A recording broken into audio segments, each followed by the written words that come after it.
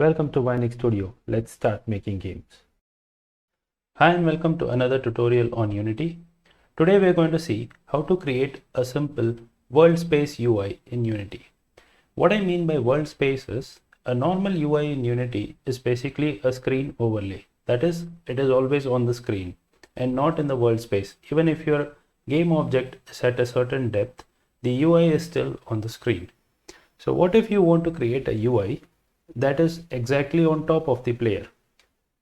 For example, take a look at this picture. The enemy's health is displayed on top of the enemy. So this way, you're telling the player how much the enemy is damaged by displaying the health bar right on the top of the enemy. So if you want to create a UI like this, you have to create a world space UI. So let's go to Unity and see how to do that. I have a cube in my scene, and let's add the title cube using the world space UI in the scene.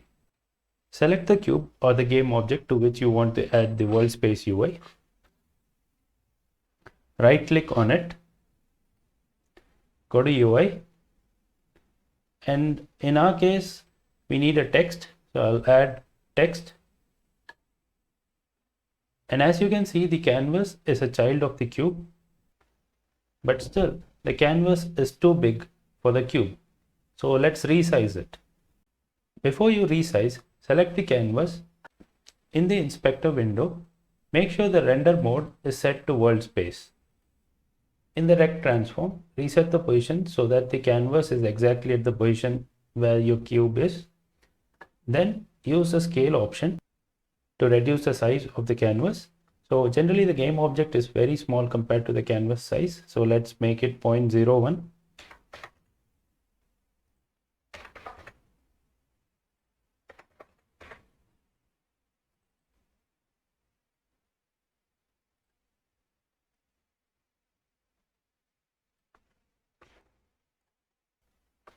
I'm going to type in cube inside it and auto size it.